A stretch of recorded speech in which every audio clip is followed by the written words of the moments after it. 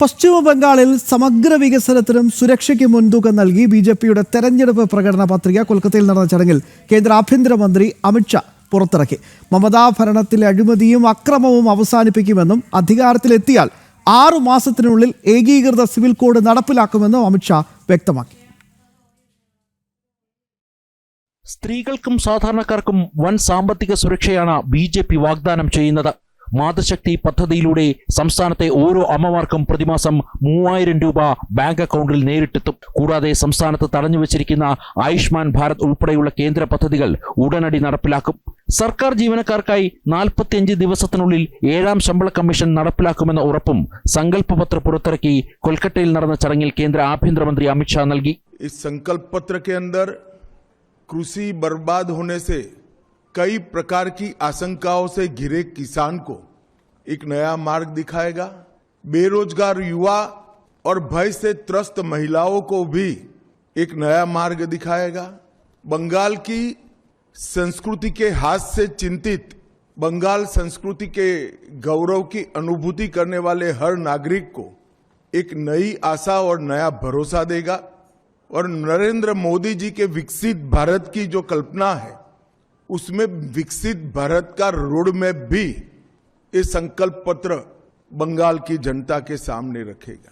അതിർത്തി സുരക്ഷയുടെ കാര്യത്തിൽ അതിശക്തമായ നിലപാടാണ് ബിജെപിയുടേത്. നുഴഞ്ഞുകയറ്റത്തോടുള്ള സമീപനം സീറോ ടോളറൻസ് ആയിരിക്കും. ബംഗാൾ അതിർത്തി വഴി ഒരു മനുഷ്യനോ പശുവോ പുറത്തേക്ക് കടക്കില്ലെന്ന് ഉറപ്പാക്കും. അധികാരത്തിലെത്തിയാൽ 6 മാസത്തിനുള്ളിൽ ഏകീകൃത സിവിൽ കോഡ് നടപ്പിലാക്കുമെന്ന പ്രഖ്യാപനവും രാഷ്ട്രീയ സമവാക്യങ്ങളെ മാറ്റിമറിക്കും. भारतीय जनता पार्टी शासित कई राज्यों ने common civil code, uniform civil code लागू किया है. हम 6 माह के अंदर ही बंगाल के अंदर यूसीसी को लागू कर सभी नागरिकों के लिए एक ही कानून बंगाल में हो वो सुनिश्चित करेंगे. देश भर से बंगाल की सीमा गौ तस्करी का एक प्रमुख जरिया बनी है. हम बंगाल की सीमाओं को घुसपैठ के लिए तो सील करेंगे ही करेंगे. ये सुनिश्चित करेंगे कि एक भी गौ माता की तस्करी बंगाल के माध्यम से भारत के बाहर न हो.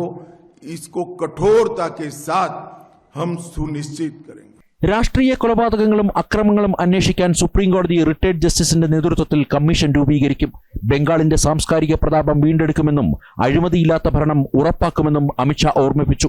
ജനങ്ങൾ ഹൃദയം കൊണ്ട് മാറ്റം ആഗ്രഹിക്കുന്നുവെന്നും അദ്ദേഹം കൂട്ടിച്ചേർത്തു. ബംഗാളിന്റെ എല്ലാ മേഖലകളിൽ നിന്നുമുള്ള നിർദ്ദേശങ്ങൾ സ്വരൂപിച്ചാണ് പ്രകടന പത്രിക തയ്യാറാക്കിയത്. കൊൽക്കത്തയിലെ പ്രശസ്തമായ സയൻസ് സിറ്റി ഓഡിറ്റോറിയത്തിൽ നടന്ന ചടങ്ങിൽ പ്രതിപക്ഷ നേതാവ് സുവേന്ദു അധികാരി, പശ്ചിമബംഗാൾ ബിജെപി സംസ്ഥാന അധ്യക്ഷൻ സമീക് ഭട്ടാചാര്യ അടക്കമുള്ള പ്രമുഖ നേതാക്കളുടെ വലിയ നിര തന്നെ സന്നിഹിതരായിരുന്നു. ജനം, ഡൽഹി.